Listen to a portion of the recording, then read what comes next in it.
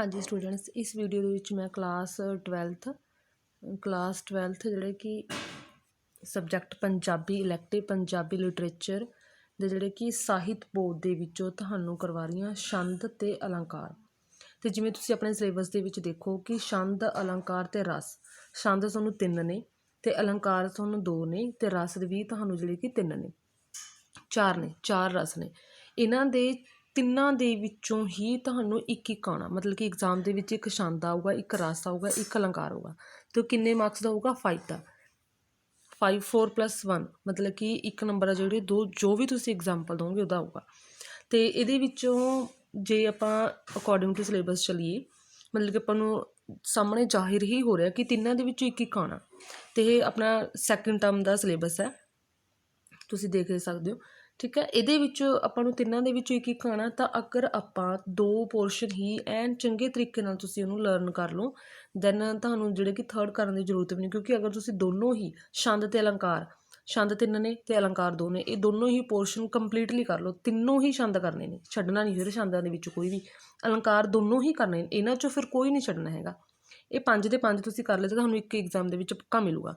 ਕਿਉਂਕਿ ਇਹਨਾਂ ਨੇ ਸਿਲੇਬਸ 'ਚ ਮੈਂਸ਼ਨ ਕੀਤਾ ਹੋਇਆ ਕਿ ਛੰਦ ਰਸ ਅਲੰਕਾਰ ਤਿੰਨੋਂ ਆਉਣਗੇ, ਤਿੰਨੋਂ 'ਚ ਇੱਕ ਇੱਕ ਆਊਗਾ। ਕੋਈ ਇੱਕ ਛੰਦ ਪਾਉਣਗੇ, ਕੋਈ ਇੱਕ ਅਲੰਕਾਰ ਪਾਉਣਗੇ, ਕੋਈ ਇੱਕ ਰਸ ਪਾਉਣਗੇ, ਤਿੰਨਾਂ 'ਚੋਂ ਤੁਸੀਂ ਇੱਕ ਕਰਨਾ। ਫਿਰ ਤੁਸੀਂ ਦੇਖ ਸਕਦੇ ਹੋ ਤੁਹਾਡਾ ਸਿਲੇਬਸ ਹੈ ਸੈਕਿੰਡ ਟਰਮ ਦਾ। ਹੁਣ ਇਹ ਮੈਂ ਤੁਹਾਨੂੰ ਕਰਵਾਉਂਦੀ ਹਾਂ, ਵੀਡੀਓ ਨੂੰ ਕੰਪਲੀਟ ਦੇਖਣਾ ਕਿਉਂਕਿ ਮੈਂ ਸਮਝਾ ਕੇ ਕਰਵਾਉਂਗੀ ਤਾਂ ਕਿ ਤੁਹਾਨੂੰ ਲਰਨ ਸੌਖੇ ਢੰਗ ਨਾਲ ਜਲਦੀ ਹੋ ਜਾਵੇ। ਦੇਖੋ ਇਹਦੇ ਵਿੱਚ ਦੱਸਿਆ ਹੋਇਆ ਪਾਠ ਪੁਸਤਕ ਵਿੱਚੋਂ ਇੱਕ ਛੰਦ, ਇੱਕ ਅਲੰਕਾਰ, ਇੱਕ ਰਸ ਦਾ ਨਾਂ ਦੇ ਕੇ ਇਹਨਾਂ ਵਿੱਚੋਂ ਕਿਸੇ ਇੱਕ ਦੀ ਉਦਾਹਰਨ ਸਾਹਿਤ ਪਰਿਭਾਸ਼ਾ ਲਿਖਣ ਲਈ ਕਿਹਾ ਜਾਊਗਾ। ਮਤਲਬ ਕਿ ਤਿੰਨਾਂ ਦੇ ਵਿੱਚ ਤੁਹਾਨੂੰ ਇੱਕ ਇੱਕ ਆਊਗਾ, ਤੁਸੀਂ ਇੱਕ ਦੀ ਪਰਿਭਾਸ਼ਾ ਸਾਹਿਤ ਵਿਆਖਿਆ ਕਰਨੀ ਹੈ। ਤਾਂ ਹੁਣ ਮੈਂ ਤੁਹਾਨੂੰ ਇਸ ਵੀਡੀਓ ਦੇ ਵਿੱਚ ਇੱਕ ਛੰਦ ਕਰਵਾ ਰਹੀ ਹਾਂ, 3 ਨੇ ਤੁਹਾਡੇ ਸਿਲੇਬਸ 'ਚ ਹੁਣ ਸੈਕਿੰਡ ਟਰਮ ਨੇ, ਤੇ 2 ਅਲੰਕਾਰ ਨੇ, ਉਹ ਤੁਹਾਨੂੰ ਹੁਣ ਕਰਵਾ ਰਹੀ ਹਾਂ ਮੈਂ। ਹਾਂਜੀ, ਸਭ ਤੋਂ ਪਹਿਲਾਂ ਦਵਈਆ ਛੰਦ। ਦਵਈਆ ਛੰਦ ਕੀ ਹੈ? ਤੁਹਾਡੇ ਸਿਲੇਬਸ ਦੇ ਵਿੱਚ ਦਵਈਆ ਛੰਦ ਹੈ। ਠੀਕ ਹੈ, ਦਵਈਏ ਤੋਂ ਬਾਅਦ ਬੈਂਤ ਤੇ ਚੌਪਈ ਛੰਦ ਹੈ। ਹੁਣ ਫਸਟ ਦੇ ਵਿੱਚ ਆਪਾਂ ਦਵਈਆ ਛੰਦ ਕਰਦੇ ਹਾਂ। ਧਿਆਨ ਨਾਲ ਸੁਣਨਾ ਸਟੂਡੈਂਟਸ ਵੀਡੀਓ, ਕਿਉਂਕਿ ਇਹ ਜਿਹੜੇ ਛੰਦ ਅਲੰਕਾਰ ਨੇ ਇਹ ਮਤਲਬ ਕਿ ਪੂਰੇ ਮਾਈਂਡ ਨਾਲ ਸੁਣ ਕੇ ਫਿਰ ਹੀ ਤੁਹਾਨੂੰ ਲਰਨ ਹੋਣਗੇ। ਠੀਕ ਆ, ਦਵਈਆ ਛੰਦ ਪਹਿਲਾਂ ਹੈ ਕਿ ਇਸ ਨੂੰ ਦਵਈਆ ਛੰਦ ਨੂੰ ਦਵੈਆ ਜਾਂ ਦਵਈਆ ਵੀ ਲਿਖਿਆ ਜਾਂਦਾ। ਠੀਕ ਹੈ, ਇਹ ਇੱਕ ਕਿਹੜਾ ਛੰਦ ਆ? ਮਾਤ੍ਰਿਕ ਛੰਦ ਹੈ। ਵੈਰੀ ਇੰਪੋਰਟੈਂਟ, ਕਿਉਂਕਿ ਸ਼ਾਰਟ ਦੇ ਵਿੱਚ ਵੀ ਆ ਸਕਦਾ ਕਿ ਦਵਈਆ ਕਿਹੜਾ ਛੰਦ ਹੈ। ਇਹ ਇੱਕ ਮਾਤ੍ਰਿਕ ਛੰਦ ਹੈ ਤੇ ਇਸ ਦੇ ਕਿੰਨੀਆਂ ਤੁਕਾਂ ਨੇ? 4 ਤੁਕਾਂ ਨੇ। ਦਵਈਆ ਇੱਕ ਮਾਤ੍ਰਿਕ ਛੰਦ ਹੈ ਜਿਸ ਦੀਆਂ 4 ਤੁਕਾਂ ਨੇ ਤੇ ਹਰ ਇੱਕ ਤੁਕ ਦੇ ਵਿੱਚ 16 + 12, ਹਰ ਇੱਕ ਜਿਹੜੀ ਲਾਈਨ ਆ ਤੁਕ ਉਹਦੇ ਵਿੱਚ 16 + 12 ਬਰਾਬਰ 28। ਮਤਲਬ ਕਿ ਇਹਦੇ ਵਿੱਚ ਟੋਟਲ 28 ਮਾਤਰਾਵਾਂ ਹੁੰਦੀਆਂ ਨੇ। ਦੁਬਾਰਾ ਰਿਪੀਟ ਕਰਦੇ ਹਾਂ, ਦਵਈਆ ਇੱਕ ਮਾਤ੍ਰਿਕ ਛੰਦ ਹੈ ਤੇ ਇਸ ਦੀਆਂ 4 ਤੁਕਾਂ ਨੇ, ਹਰ ਇੱਕ ਤੁਕ ਦੇ ਵਿੱਚ 28 ਮਾਤਰਾਵਾਂ ਹੁੰਦੀਆਂ ਨੇ। ਅਤੇ ਭਾਵ ਹਰ ਤੁਕ ਦੇ ਵਿੱਚ ਪਹਿਲਾ ਜਿਹੜਾ ਵਿਸ਼ਰਾਮ ਆ ਉਹ ਕਿੰਨੇ 'ਤੇ ਲੱਗਦਾ? 16 'ਤੇ ਲੱਗਦਾ। ਦੂਜਾ ਵਿਸ਼ਰਾਮ ਲੱਗਦਾ 12 'ਤੇ। ਠੀਕ ਹੈ, ਤੇ ਹਰ ਤੁਕ ਦੇ ਅੰਤ ਦੇ ਵਿੱਚ 2 ਗੁਰੂ ਹੁੰਦੇ ਨੇ ਤੇ ਕਈ ਵਾਰ ਅੰਤ ਦੇ ਵਿੱਚ ਗੁਰੂ ਤੇ ਲਘੂ ਵੀ ਹੁੰਦਾ। ਠੀਕ ਹੈ, ਤੇ 2 ਤੁਕਾਂ ਦਾ ਤੁਕਾਂਤ ਆ ਜਿਹੜਾ ਕਿ ਆਪਸ ਦੇ ਵਿੱਚ ਮਿਲਦਾ। ਮਤਲਬ ਕਿ ਜਿਹੜੇ 2 ਤੁਕਾਂ ਨੇ ਉਹਨਾਂ ਦਾ ਤੁਕਾਂਤ ਆ ਜਿਹੜਾ ਆਪਸ ਦੇ ਵਿੱਚ ਮੈਚ ਕਰਦਾ। ਅਰਥਾਤ ਪਹਿਲੀ ਦਾ ਦੂਜੀ ਨਾਲ, ਤੀਜੀ ਦਾ ਚੌਥੀ ਨਾਲ ਤੁਕਾਂਤ, ਪਹਿਲੀ ਦਾ ਦੂਜੀ ਨਾਲ, ਤੀਜੀ ਦਾ ਚੌਥੀ ਨਾਲ ਮਿਲਦਾ। ਤੇ ਇਸ ਛੰਦ ਦੀ ਵਰਤੋਂ ਪੰਜਾਬੀ ਤੇ ਕਿੱਸਾ ਕਾਵਿ ਦੇ ਵਿੱਚ ਹੋਈ ਹੈ। ਮਤਲਬ ਕਿ ਇਸ ਛੰਦ ਦੀ ਜਿਹੜੀ ਦਵਈਆ ਛੰਦ ਦੀ ਵਰਤੋਂ ਕਿੱਸਾ ਕਾਵਿ ਦੇ ਵਿੱਚ ਹੋਈ ਆ। ਹਾਸ਼ਮ ਤੇ ਦਮੋਦਰ ਨੇ ਇਸ ਦੀ ਵਰਤੋਂ ਸਭ ਤੋਂ ਵੱਧ ਕੀਤੀ ਆ। ਮਤਲਬ ਕਿ ਦਵਈਆ ਛੰਦ ਦੀ ਵਰਤੋਂ ਸਭ ਤੋਂ ਵੱਧ ਜਿਹੜੇ ਕਿੱਸਾ ਕਾਵਿ ਦੇ ਵਿੱਚ ਹਾਸ਼ਮ ਤੇ ਦਮੋਦਰ ਨੇ ਕੀਤੀ ਆ। ਤੇ ਇਹਦੇ ਵਿੱਚ ਟੋਟਲ ਕਿੰਨੀਆਂ ਮਾਤਰਾ ਨੇ? 28 ਨੇ। ਪਹਿਲਾ ਕਿੰਨੇ 'ਤੇ ਲੱਗਦਾ? 16 ਤੇ ਦੂਜਾ ਲੱਗਦਾ 12 ਤੇ। ਤੇ ਇਹ ਇੱਕ ਮਾਤ੍ਰਿਕ ਛੰਦ ਆ। ਹੁਣ ਇਹਦੀ ਐਗਜ਼ਾਮਪਲ ਵੀ ਕਰਨੀ ਆ ਕਿਉਂਕਿ ਐਗਜ਼ਾਮਪਲ ਦਾ 1 ਮਾਰਕ ਆ, 4 + 1। ਠੀਕ ਹੈ, ਇਹਦੇ ਵਿੱਚੋਂ ਐਗਜ਼ਾਮਪਲ ਦੇ ਵਿੱਚੋਂ ਸੌਖੀ ਹੈ ਇਹ ਵਾਲੀ, ਤੁਸੀਂ ਕਰ ਸਕਦੇ ਹੋ। ਆਹ ਵਾਲਾ ਸੌਖਾ। ਅਗਲੇ 1-2 ਦਿਨ ਜਦ ਟੁਰਿਆ ਪਹੁੰਚਾ ਉਸ ਤਲਾ 'ਤੇ, ਕੁੜੀ ਸਵਾਰੀ ਰੂਪ ਸ਼ਿੰਗਾਰੇ ਜਿਉਂ ਫੁੱਲ ਖਿੜੇ ਹਵਾ 'ਤੇ। ਇਹਦੇ ਵਿੱਚ ਤੁਸੀਂ 2 ਲਾਈਨਾਂ ਵੀ ਕਰ ਲਏ ਤਾਂ ਵੀ ਠੀਕ ਆ, ਬਟ ਕਰਨੀਆਂ ਜ਼ਰੂਰ ਨੇ। ਅਗਲਾ ਵੀ ਜਿਵੇਂ ਹਵਾ ਵਿੱਚੋਂ ਬਾਹਰ ਆਈ ਸੂਰਤ ਅਪਾਰ ਅਪਾਰਾ, ਮੱਛੀ ਵਾਂਗ ਸੁਨਹਿਰੀ ਪਿੰਡਾ ਚਮਕੇ ਮੋਤੀ ਹਾਰਾ। ਠੀਕ ਹੈ, ਇਹ ਕਰ ਲਓ, ਇਹ ਈਜ਼ੀ ਆ। ਜਾਂ ਇਹਦੇ ਵਿੱਚੋਂ ਇੱਕ ਤੁਸੀਂ ਆਹ ਵਾਲੀ ਕਰ ਲਓ, ਨੀਚੇ ਵਾਲੀ, ਇਹ ਸੌਖੀ ਆ। ਖਾਤਰ ਇਸ਼ਕ ਗਏ ਰਲ ਮਾਟੀ, ਇਹਦੇ ਵਿੱਚੋਂ ਸਿਰਫ ਉੱਪਰ ਵਾਲੀ ਆ ਆਹ ਵਾਲੀ। ਖਾਤਰ ਇਸ਼ਕ ਗਏ ਰਲ ਮਾਟੀ, ਸੁਰਤ ਹੁਸਨ ਜ਼ਮਾਨੇ, ਹਾਸ਼ਮ ਇਸ਼ਕ ਕਮਾਲ ਸੱਸੀ ਦਾ, ਜੱਗ ਵਿੱਚ ਰਹੂ ਕਹਾਣੀ। ਇਹ ਵਾਲਾ ਇਹ ਕਰ ਸਕਦੇ ਹੋ ਜਾਂ ਤੁਸੀਂ ਇਹ ਵਾਲਾ ਕਰ ਲਿਓ। ਇਹ ਦੋਨੋਂ ਈਜ਼ੀ ਨੇ। ਦੈਨ ਹੁਣ ਨੈਕਸਟ ਦੇਖਦੇ ਹਾਂ ਅੱਗੇ ਬੈਂਤ। ਬੈਂਤ ਆ ਜਿਹੜੇ ਕਿ ਪੰਜਾਬੀ ਦੇ ਵਿੱਚ ਬੈਂਤ ਅਤੇ ਬੈਂਤ ਦੋਵੇਂ ਰੂਪ ਪ੍ਰਚਲਿਤ ਨੇ। ਪੰਜਾਬੀ ਦੇ ਵਿੱਚ ਬੈਂਤ ਅਤੇ ਬੈਂਤ ਦੋਵੇਂ ਰੂਪ ਚੱਲਦੇ ਨੇ। ਅਤੇ ਬੈਂਤ ਆ ਜਿਹੜੇ ਕਿ ਕਿਹੜੀ ਭਾਸ਼ਾ ਦਾ ਸ਼ਬਦ ਹੈ, ਅਰਬੀ ਭਾਸ਼ਾ ਤੋਂ ਆਇਆ ਅਤੇ ਪੰਜਾਬੀ ਦੇ ਵਿੱਚ ਇਹ ਉਸੇ ਤਰ੍ਹਾਂ ਹੀ ਜਿਹੜੇ ਕਿ ਪ੍ਰਚਲਿਤ ਆ, ਮਤਲਬ ਕਿ ਇਹ ਅਰਬੀ ਭਾਸ਼ਾ ਦਾ ਸ਼ਬਦ ਆ, ਪੰਜਾਬੀ ਦੇ ਵਿੱਚ ਉਵੇਂ ਪ੍ਰਚਲਿਤ ਕੀਤਾ ਗਿਆ। ਅਤੇ ਅਰਬੀ ਅਤੇ ਫਾਰਸੀ ਕਵੀਆਂ ਨੇ ਜਿਹੜੇ ਕਿ ਦੋ ਤੁੱਕੇ ਛੰਦ ਨੂੰ ਕੀ ਕਿਹਾ, ਬੈਂਤ ਕਿਹਾ। ਅਰਬੀ ਅਤੇ ਫਾਰਸੀ ਦੇ ਜਿਹੜੇ ਕਵੀ ਨੇ ਉਹਨਾਂ ਨੇ ਜਿਹੜੇ ਦੋ ਤੁੱਕੇ ਜਿਹੜਾ ਛੰਦ ਆ ਉਹਨੂੰ ਕੀ ਕਹਿ ਦਿੱਤਾ, ਨਾਮ ਉਹਨਾਂ ਨੇ ਬੈਂਤ ਕਿਹਾ। ਅਤੇ ਬੈਂਤ ਦੀਆਂ ਕਈ ਕਿਸਮਾਂ ਨੇ, 4 ਤੋਂ ਲੈ ਕੇ 20-22 ਤੁੱਕਾਂ ਤੱਕ ਜਿਹੜੀ ਕਿ ਬੈਂਤ ਦੀ ਲੰਬਾਈ ਵੇਖੀ ਜਾਂਦੀ ਹੈ। ਮਤਲਬ ਕਿ ਜਿਹੜੇ ਬੈਂਤ ਆ ਇਸ ਦੀ ਲੰਬਾਈ ਆ 4 ਤੋਂ ਲੈ ਕੇ 20-22 ਤੁੱਕਾਂ ਤੱਕ ਆ ਜਿਹੜੀ ਕਿ ਬੈਂਤ ਦੀ ਲੰਬਾਈ ਦੇਖੀ ਜਾਂਦੀ ਹੈ। ਅਤੇ ਇਹ ਵੀ ਇੱਕ ਮਾਤਰਿਕ ਛੰਦ ਆ, ਦੋਹਰਾ ਵੀ ਇੱਕ ਮਾਤਰਿਕ, ਦਵਈਆ ਵੀ ਇੱਕ ਮਾਤਰਿਕ ਛੰਦ ਸੀ ਅਤੇ ਇਹ ਵੀ ਇੱਕ ਮਾਤਰਿਕ ਛੰਦ ਆ। ਸੌਰੀ ਮੇਰੇ ਤੋਂ ਦੋਹਰਾ ਬੋਲਿਆ ਗਿਆ। ਦਵਈਆ ਵੀ ਇੱਕ ਮਾਤਰਿਕ ਛੰਦ ਆ ਅਤੇ ਬੈਂਤ ਵੀ ਇੱਕ ਮਾਤਰਿਕ ਛੰਦ ਹੈ। ਅਤੇ ਹਰ ਤੁੱਕ ਦੇ ਵਿੱਚ 40 ਮਾਤਰਾਵਾਂ ਹੁੰਦੀਆਂ ਨੇ। ਇਸ ਦੇ ਵਿੱਚ ਹਰ ਤੁੱਕ ਦੇ ਵਿੱਚ 40 ਮਾਤਰਾਵਾਂ ਹੁੰਦੀਆਂ ਨੇ। ਅਤੇ ਤੁੱਕ ਦੇ ਵਿੱਚ ਪਹਿਲਾ ਵਿਸ਼ਰਾਮ 20 ਮਾਤਰਾ 'ਤੇ ਹੁੰਦਾ, ਪਰ ਕਈ ਵਾਰ ਜਿਹੜੇ ਕਿ 19 ਜਾਂ 21 ਮਾਤਰਾ 'ਤੇ ਵਿਸ਼ਰਾਮ ਲੱਗਦਾ। ਅਤੇ ਆਮ ਤੌਰ 'ਤੇ ਜਿਹੜੇ ਕਿ ਬੈਂਤ 4 ਤੁੱਕਾ ਹੀ ਮੰਨਿਆ ਜਾਂਦਾ। ਮਤਲਬ ਕਿ ਬੈਂਤ ਆ ਜਿਹੜੇ ਕਿ ਆਮ ਤੌਰ 'ਤੇ 4 ਤੁੱਕਾ ਹੀ ਮੰਨਿਆ ਗਿਆ। ਅਤੇ ਹਰ ਇੱਕ ਤੁੱਕ ਦੇ ਅਖੀਰ ਦੇ ਵਿੱਚ ਕੀ ਹੁੰਦਾ, ਤੁਕਾਂਤ ਮੇਲ ਹੁੰਦਾ। ਅਤੇ ਬੈਂਤ ਦੇ ਤੁਕਾਂਤ ਮੇਲ ਨੂੰ ਕੀ ਕਹਿੰਦੇ ਨੇ ਅਰਬੀ ਫਾਰਸੀ ਦੇ ਵਿੱਚ ਕਾਫੀਆ ਰਦੀਫ, ਕਾਫੀਆ ਰਦੀਫ ਕਹਿੰਦੇ ਨੇ, ਜਦੋਂ ਬੈਂਤ ਦਾ ਜਿਹੜਾ ਕਿ ਆਪਸ ਦੇ ਵਿੱਚ ਤੁਕਾਂਤ ਮੇਲ ਹੁੰਦਾ ਅਖੀਰ ਦੇ ਵਿੱਚ। ਅਤੇ ਬੈਂਤ ਦੇ ਅੰਤ ਦੇ ਵਿੱਚ ਕੁਝ ਵਰਨ ਇਸ ਤਰ੍ਹਾਂ ਹੁੰਦੇ ਨੇ ਕਿ ਇੱਕ ਖਾਸ ਵਜਨ ਜਿਹੜੇ ਕਿ ਕਾਇਮ ਹੁੰਦਾ ਚੱਲਦਾ, ਜਿਵੇਂ ਕਿ ਨੂਰ ਬੂਰ ਤੂਰ, ਠੀਕ ਹੈ।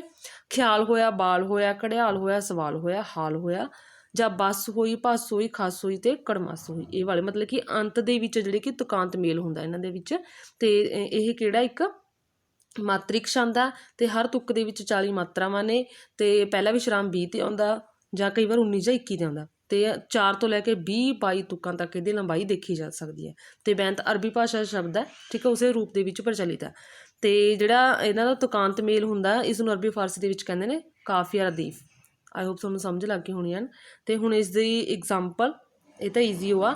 ਹੀਰ ਆਖਦੀ ਜੋਗੀਆ ਝੂਠ ਬੋਲੇ, ਕੌਣ ਰੁੱਠੜੇ ਯਾਰ ਮਨਾਉਂਦਾ ਏ, ਐਸਾ ਕੋਈ ਨਾ ਡਿੱਠਾ ਮੈਂ ਢੂੰਡ ਥੱਕੀ, ਜਿਹੜਾ ਗਿਆ ਨੂੰ ਮੋੜ ਲਿਆਉਂਦਾ ਏ। ਇਹਦੇ ਮਤਲਬ ਕਿ 4 ਲਾਈਨਾਂ ਕਰ ਲਓ ਤੁਸੀਂ, ਕਿਉਂਕਿ ਇਹ ਈਜ਼ੀ ਹੈ। ਇੱਕ ਐਗਜ਼ਾਮਪਲ ਲਿਖਣੀ, ਓਕੇ। ਦੈਨ ਉਸ ਤੋਂ ਬਾਅਦ ਹੈਗਾ ਅੱਗੇ ਚੌਪਈ ਛੰਦ। ਚੌਪਈ ਛੰਦ ਦੀ ਪਰਿਭਾਸ਼ਾ ਅਤੇ ਅੱਗੇ ਜਿਹੜੀ ਕਿ ਤੁਸੀਂ ਲੱਛਣ ਦੱਸ ਕੇ ਪੰਜਾਬੀ ਦੇ ਵਿੱਚੋਂ ਕਵਿਤਾ 'ਚ ਉਹਦੀ ਉਦਾਹਰਨ ਦੇਣੀ ਆ। ਹੁਣ ਚੌਪਈ ਵੀ ਇੱਕ ਮਾਤਰਿਕ ਛੰਦ ਹੈ। ਇੱਕ ਤਾਂ ਤੁਸੀਂ ਇਹ ਦਿਮਾਗ ਦੇ ਵਿੱਚ ਲਾਈਨ ਇਹ ਪੱਕਾ ਹੀ ਫਿੱਟ ਕਰ ਲਓ ਕਿ ਜਿਹੜਾ ਵੀ ਛੰਦ ਆਊਗਾ ਤੁਹਾਨੂੰ ਹੁਣ ਸੈਕਿੰਡ ਟਰਮ ਦੇ ਵਿੱਚ ਸਿਲੇਬਸ 'ਚ ਉਹ ਤਿੰਨੋਂ ਮਾਤਰਿਕ ਛੰਦ ਨੇ, ਜਿਹੜੇ ਕਿ ਦਵਈਆ ਵੀ ਮਾਤਰਿਕ ਛੰਦ ਆ, ਬੈਂਤ ਵੀ ਮਾਤਰਿਕ ਛੰਦ ਆ ਅਤੇ ਚੌਪਈ ਵੀ ਇੱਕ ਮਾਤਰਿਕ ਛੰਦ ਆ। ਅਤੇ ਇਸ ਨੂੰ ਚੌਪਈ, ਚੌਪਾਈ ਜਾਂ ਚਤੁਰਪਦੀ ਵੀ ਕਿਹਾ ਗਿਆ। ਅਤੇ ਚੌਪਈ ਦਾ ਅਰਥ ਕੀ ਹੁੰਦਾ, ਚਹੁ ਵਰਨਾ ਜਾਂ 4 ਪਾਦ ਵਾਲਾ ਛੰਦ। ਅਤੇ ਇਸ ਦੀਆਂ ਜਿਹੜੇ ਕਿ ਤੁੱਕਾਂ ਕਿੰਨੀਆਂ ਹੁੰਦੀਆਂ ਨੇ, 4 ਤੁੱਕਾਂ ਜਾਂ ਚਰਨ ਹੁੰਦੀਆਂ ਨੇ। ਅਤੇ ਹਰ ਤੁੱਕ ਦੇ ਵਿੱਚ ਇਹਦੇ ਕਿੰਨੀਆਂ ਮਾਤਰਾਵਾਂ ਹੁੰਦੀਆਂ ਨੇ, 16 ਜਾਂ 15। ਅਤੇ ਜਿਹੜਾ ਕਿ ਆਪਾਂ ਪਿੱਛੇ ਹੁਣ ਕਰਕੇ ਆਏ ਹਾਂ ਜਿਹੜਾ ਕਿ ਬੈਂਤ ਛੰਦ, ਉਹਦੀ ਹਰ ਤੁੱਕ ਦੇ ਵਿੱਚ ਕਿੰਨੀਆਂ ਮਾਤਰਾਵਾਂ ਸੀ, 40। ਤਾਂ ਇਹਦੀ ਹਰ ਤੁੱਕ ਦੇ ਵਿੱਚ ਕਿੰਨੀਆਂ ਮਾਤਰਾਵਾਂ ਨੇ, 16 ਜਾਂ 15। ਅਤੇ ਜਿਹੜਾ ਦਵਈਆ ਕੀਤਾ ਸੀ, ਦਵਈਆ ਦੇ ਵਿੱਚ ਹਰ ਤੁੱਕ ਦੇ ਵਿੱਚ 28 ਮਾਤਰਾਵਾਂ ਸੀ। ਇਹ ਲਾਈਨਾਂ ਗਲਤ ਨਹੀਂ ਕਰਨੀਆਂ ਹੈਗੀਆਂ। ਅਤੇ ਇਸ ਦੇ ਵਿੱਚ ਪਹਿਲਾ ਵਿਸ਼ਰਾਮ 8 ਜਾਂ 7 ਮਾਤਰਾ 'ਤੇ ਲੱਗਦਾ ਅਤੇ ਦੂਜਾ ਕਿੰਨੇ 'ਤੇ ਲੱਗਦਾ, 8 ਮਾਤਰਾ 'ਤੇ ਲੱਗਦਾ। ਅਤੇ ਅੰਤ ਦੇ ਵਿੱਚ ਲਘੂ ਗੁਰੂ ਜਾਂ ਗੁਰੂ ਹੁੰਦਾ। ਅਤੇ ਦੋ ਤੁੱਕਾਂ ਦਾ ਜਿਹੜੇ ਕਿ ਆਪਸ ਦੇ ਵਿੱਚ ਤੁਕਾਂਤ ਦੇ ਵਿੱਚ ਮਿਲਦਾ, ਅਤੇ ਅਰਥਾਤ ਮਤਲਬ ਕਿ ਪਹਿਲੀ ਦਾ ਦੂਜੀ ਨਾਲ, ਤੀਜੀ ਦਾ ਚੌਥੀ ਨਾਲ। ਦੈਨ ਉਸ ਤੋਂ ਬਾਅਦ ਹੈਗਾ ਸਟੂਡੈਂਟਸ ਅੱਗੇ ਮੱਧਕਾਲ ਦੇ ਵਿੱਚ ਜਿਹੜਾ ਮਾਲਵੇ 'ਚ ਕਵਿਸ਼ਰੀ ਦੇ ਵਿੱਚ ਜਿਹੜੇ ਕਿ ਚੌਪਈ ਦੀ ਕਾਫੀ ਜ਼ਿਆਦਾ ਵਰਤੋਂ ਹੋਈ ਹੈ। ਜਿਵੇਂ ਦਵਈਆ ਛੰਦ ਦੀ ਜਿਹੜੀ ਕਿ ਵਰਤੋਂ ਜ਼ਿਆਦਾਤਰ ਕਿੱਸਾ ਕਾਵਿ ਦੇ ਵਿੱਚ ਹੋਈ ਹੈ। ਕਿੱਸਾ ਕਾਵਿ ਦੇ ਵਿੱਚ ਹਾਸ਼ਮ ਅਤੇ ਉਹਨੇ ਜਿਹੜੇ ਕਿ ਦਮੋਦਰ ਨੇ ਦਵਈਆ ਛੰਦ ਦੀ ਵਰਤੋਂ ਕੀਤੀ ਹੈ। ਐਵੇਂ ਜਿਹੜੇ ਕਿ ਚੌਪਈ ਛੰਦ ਹੈ ਇਸ ਦੀ ਮੱਧਕਾਲ ਦੇ ਵਿੱਚ ਮਾਲਵੇ ਦੇ ਜਿਹੜੇ ਕਵਿਸ਼ਰੀ ਸੀ ਉਹਨਾਂ ਦੇ ਵਿੱਚ ਚੌਪਈ ਦੀ ਕਾਫੀ ਜ਼ਿਆਦਾ ਵਰਤੋਂ ਹੋਈ ਆ। ਅਤੇ ਇਹ ਛੰਦ ਆ ਜਿਹੜੇ ਕਿ ਕਥਾ ਕਾਵਿ ਅਤੇ ਵੀਰ ਕਾਵਿ ਦੇ ਵਰਣਨ ਲਈ ਹਰਮਨ ਪਿਆਰਾ ਸੀ। ਅਤੇ ਘਟਨਾਵਾਂ, ਦ੍ਰਿਸ਼ ਅਤੇ ਕਥਾ ਪ੍ਰਸੰਗ ਨੂੰ ਵਰਣਨ ਕਰਨ ਲਈ ਜਿਹੜੀ ਕਿ ਚੌਪਈ ਦੀ ਸ਼ੈਲੀ ਬਹੁਤ ਉੱਤਮ ਹੈ। ਅਤੇ ਗੁਰੂ ਗੋਬਿੰਦ ਸਿੰਘ ਜੀ ਨੇ ਅਕਾਲ ਉਸਤਤ ਬਚਿੱਤਰ ਨਾਟਕ ਕਬਜੋਵਾਚ ਬੇਨਤੀ ਚੌਪਈ ਵਿੱਚ ਇਸੇ ਛੰਦ ਦੀ ਵਰਤੋਂ ਕੀਤੀ ਆ। ਮਤਲਬ ਕਿ ਸ਼੍ਰੀ ਗੁਰੂ ਗੋਬਿੰਦ ਸਿੰਘ ਜੀ ਨੇ ਅਕਾਲ ਉਸਤਤ, ਬਚਿੱਤਰ ਨਾਟਕ ਅਤੇ ਕਬਜੋਵਾਚ ਬੇਨਤੀ ਚੌਪਈ ਦੇ ਵਿੱਚ ਚੌਪਈ ਛੰਦ ਦੀ ਵਰਤੋਂ ਕੀਤੀ ਆ, ਠੀਕ ਹੈ। ਅਤੇ ਇਹਦੇ ਵਿੱਚ ਜਿਹੜੇ ਕਿ ਇਸ ਦੀ ਐਗਜ਼ਾਮਪਲ ਹੁਣ ਤੁਸੀਂ ਦੇਖੋ ਆਹ ਵਾਲੀ ਕਰਨੀ ਆ, ਈਜ਼ੀ ਹੈ। ਵੈਸੇ ਤਾਂ ਆਹ ਬਾਣੀ ਵਾਲੀ ਵੀ ਠੀਕ ਆ, ਗੁਰਬਾਣੀ ਵਾਲੀ, ਬਟ ਇਹ ਲਿਖਣ 'ਚ ਮਿਸਟੇਕ ਹੋ ਜਾਂਦੀਆਂ ਨੇ, ਤਾਂ ਇਹ ਠੀਕ ਆ। ਵੀਰਾ ਮੇਰਾ ਬੜਾ ਦਲੇਰ, ਮਾਰ ਪਲਾਕੀ ਚੜ੍ਹਦਾ ਸ਼ੇਰ, ਦਬਕਾ ਜੇਕਰ ਦੇਵੇ ਮਾਰ, ਨਸਨ ਵੈਰੀ ਸਾਗਰ ਪਾਰ। ਇਹ ਸੌਖੀ ਆ। ਦੈਨ ਇਹ ਤੁਹਾਨੂੰ ਮੈਂ ਕਰਵਾਏ ਨੇ ਜਿਹੜੇ ਕਿ ਛੰਦ। ਛੰਦ ਤੋਂ ਅੱਗੇ ਬਾਅਦ ਆਪਾਂ ਕਰਦੇ ਹਾਂ ਅਲੰਕਾਰ। ਅਲੰਕਾਰ ਸਿਰਫ 2 ਨੇ, ਠੀਕ ਆ, ਸਿਲੇਬਸ ਦੇ ਵਿੱਚ। ਸੈਕਿੰਡ ਟਰਮ 'ਚ ਜਿਹੜੇ ਕਿ ਛੰਦ ਵੀ ਜਿਹੜੇ ਕਿ 3 ਨੇ, ਉਹ ਤੁਹਾਨੂੰ 3 ਕਰਵਾਤੇ। ਹੁਣ ਆਪਾਂ ਕਰਾਂਗੇ ਅਲੰਕਾਰ, ਕਿਉਂਕਿ ਤਿੰਨਾਂ ਦੇ ਵਿੱਚ ਇੱਕ ਇੱਕ ਆਣਾ, ਤਾਂ ਇਹ 2 ਪੋਰਸ਼ਨ ਕੰਪਲੀਟ ਕਰਨੇ ਨੇ। ਹਾਂਜੀ, ਅਤਕਥਨੀ ਅਲੰਕਾਰ। ਅਤਕਥਨੀ ਤੋਂ ਹੀ ਪਤਾ ਲੱਗ ਰਿਹਾ, ਮਤਲਬ ਕਿਸੇ ਗੱਲ ਨੂੰ ਵਧਾ ਚੜ੍ਹਾ ਕੇ ਕਹਿਣਾ, ਉਹ ਹੁੰਦਾ ਅਲੰਕਾਰ। ਮਤਲਬ ਕਿ ਕਿਸੇ ਚੀਜ਼ ਮਤਲਬ ਕਿ ਉਹਨੂੰ ਬਹੁਤਾ ਜ਼ਿਆਦਾ ਆਪਾਂ ਕਹਿ ਦਈਏ ਵੀ ਆਪਾਂ ਪੰਜਾਬੀ ਭਾਸ਼ਾ 'ਚ ਕਹੀਏ ਵੀ ਬਹੁਤ ਜ਼ਿਆਦਾ ਮਸਾਲਾ ਲਾ ਕੇ ਕਹਿਣਾ, ਠੀਕ ਆ, ਉਹ ਵਾਲਾ ਹੁੰਦਾ ਅਤਕਥਨੀ।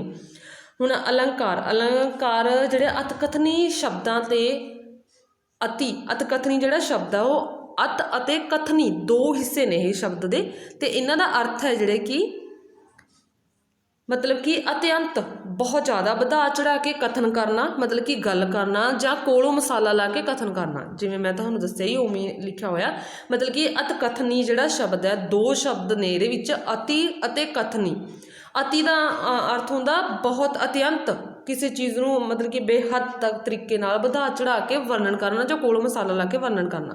ਅਤੇ ਕਵੀ ਜਦੋਂ ਆਪਣੀ ਕਵਿਤਾ ਦੇ ਕਿਸੇ ਪਾਤਰ ਜਾਂ ਘਟਨਾ ਜਾਂ ਗੱਲ ਦੀ ਬਹੁਤ ਜ਼ਿਆਦਾ ਉਪਮਾ ਕਰਨੀ ਚਾਹੁੰਦਾ, ਉਪਮਾ ਮਤਲਬ ਕਿ ਪ੍ਰਸ਼ੰਸਾ ਕਰਨੀ ਚਾਹੁੰਦਾ, ਤਾਂ ਜਾਂ ਇਸ ਦੇ ਉਲਟ ਕਿਸੇ ਦੀ ਨਿੰਦਿਆ ਕਰਨੀ ਚਾਹੁੰਦਾ, ਤਾਂ ਉਹ ਨਿੱਕੀ ਜਿਹੀ ਗੱਲ ਨੂੰ ਜਿਹੜੀ ਕਿ ਵਧਾ ਚੜ੍ਹਾ ਕੇ ਬਿਆਨ ਕਰਨ ਲੱਗ ਜਾਂਦਾ। ਮਤਲਬ ਕਿ ਜਦੋਂ ਕਵੀ ਆਪਣੀ ਕਵਿਤਾ ਦੇ ਵਿੱਚ ਜਾਂ ਤਾਂ ਕਿਸੇ ਦੀ ਪ੍ਰਸ਼ੰਸਾ ਕਰਨੀ ਚਾਹੁੰਦਾ ਜਾਂ ਕਿਸੇ ਦੀ ਨਿੰਦਿਆ ਕਰਨੀ ਚਾਹੁੰਦਾ, ਤਾਂ ਉਹ ਉਸ ਗੱਲ ਨੂੰ ਵਧਾ ਚੜ੍ਹਾ ਕੇ ਬਿਆਨ ਕਰਦਾ, ਤਾਂ ਜੋ ਜਿਹੜਾ ਪਾਠਕ ਅਤੇ ਸਰੋਤੇ ਨੇ ਉਹਨਾਂ ਉੱਪਰ ਉਸ ਦਾ ਜਿਹੜਾ ਵਿਸ਼ਾ ਵਸਤੂ ਆ ਉਹਦਾ ਵੱਡਾਪਨ, ਮਤਲਬ ਕਿ ਉਹਦਾ ਜਿਹੜਾ ਕਾਫੀ ਜ਼ਿਆਦਾ ਅਸਰ ਠਹਿਰੇ ਆਪਾਂ ਨੂੰ, ਠੀਕ ਹੈ। ਅਤੇ ਅਤੀ ਕਥਨੀ ਨੂੰ ਅਤਿਉਕਤੀ ਵੀ ਆਖਿਆ ਜਾਂਦਾ। ਅਤੀ ਕਥਨੀ ਨੂੰ ਹੋਰ ਕੀ ਕਹਿੰਦੇ ਨੇ? ਅਤਿਉਕਤੀ ਵੀ ਕਹਿੰਦੇ ਨੇ।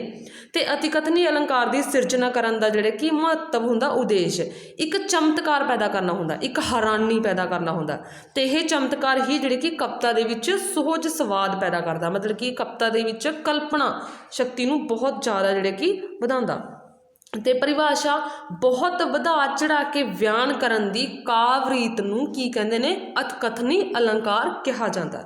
ਹੁਣ ਇਸ ਦੇ ਆਪਾਂ ਉਦਾਹਰਨ ਦੇਵਾਂਗੇ, ਜਿਵੇਂ ਕਿ ਜੇ ਤੂੰ ਗਲ ਵਿੱਚ ਫੁੱਲਾਂ ਦਾ ਹਾਰ ਪਾਇਆ, ਤੇਰੀ ਲੱਕ ਨੂੰ ਪਏ ਕਢਵਾਲ ਮੋਈਏ, ਜੇ ਤੂੰ ਹੱਥਾਂ ਤੇ ਪੈਰਾਂ ਨੂੰ ਲਾਈ ਮਹਿੰਦੀ, ਭਾਰ ਨਾਲ ਤੂੰ ਸਕੀ ਨਾ ਹੱਲ ਮੋਈਏ।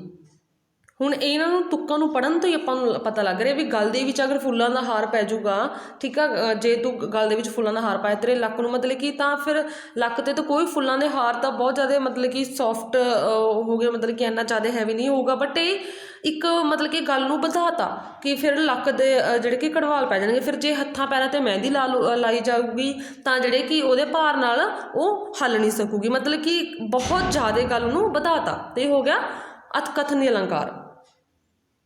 ਹਾਂਜੀ, ਅੱਗੇ ਹੈਗਾ ਸਟੂਡੈਂਟਸ ਤੁਹਾਡਾ ਦ੍ਰਿਸ਼ਟਾਂਤ ਅਲੰਕਾਰ। ਸਟੂਡੈਂਟਸ ਵੀਡੀਓ ਨੂੰ ਵੱਧ ਤੋਂ ਵੱਧ ਸ਼ੇਅਰ ਕਰਨਾ। ਅੱਗੇ ਹੈਗਾ ਦ੍ਰਿਸ਼ਟਾਂਤ ਅਲੰਕਾਰ, ਅਤੇ ਇਹਦੀ ਉਦਾਹਰਨ ਦੇਣੀ ਆ। ਦ੍ਰਿਸ਼ਟਾਂਤ ਦਾ ਅਰਥ ਹੁੰਦਾ ਉਦਾਹਰਨ ਦੇਣਾ, ਕਿਸੇ ਚੀਜ਼ ਦੀ ਮਿਸਾਲ ਦੇਣਾ, ਕਿਸੇ ਚੀਜ਼ ਦੀ ਨਮੂਨਾ ਜਾਂ ਸਬੂਤ, ਠੀਕ ਹੈ। ਜਿਵੇਂ ਸਪੋਜ਼ ਆਪਾਂ ਕੋਈ ਗੱਲ ਕਰਦੇ ਹਾਂ, ਕਿਸੇ ਨੂੰ ਗੱਲ ਸਮਝਾਉਣ ਦੇ ਲਈ ਆਪਾਂ ਇੱਕ ਹੋਰ ਐਗਜ਼ਾਮਪਲ ਦੇ ਦਿੰਦੇ ਹਾਂ, ਉਦਾਹਰਨ ਦੇ ਦੇਣਾ, ਤਾਂ ਉਸ ਟਾਈਮ ਆਪਾਂ ਕਿਹੜਾ ਅਲੰਕਾਰ ਯੂਜ਼ ਕਰ ਰਹੇ ਹੁੰਦੇ ਹਾਂ? ਦ੍ਰਿਸ਼ਟਾਂਤ ਅਲੰਕਾਰ ਯੂਜ਼ ਕਰ ਰਹੇ ਹੁੰਦੇ ਹਾਂ।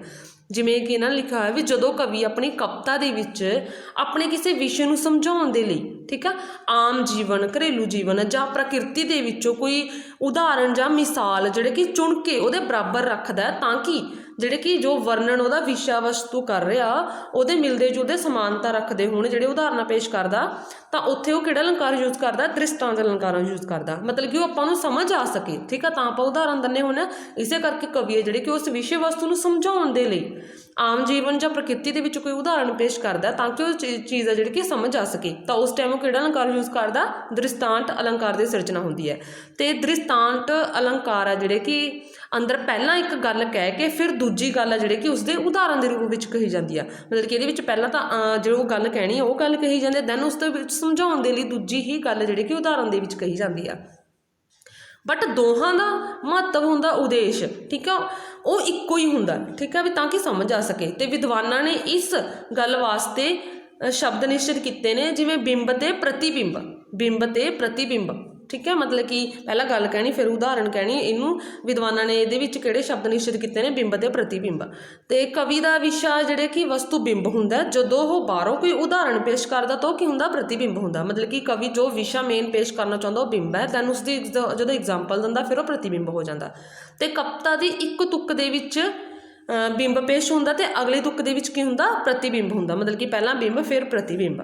तो हुण इसकी परिभाषा देनी है, किसी प्रसंग जां चीज़ का पूरा ज्ञान करवाउण लई किसी समान गुणा वाली चीज़ के उदाहरण देना वो की हुंदा, दृष्टांत अलंकार हुंदा।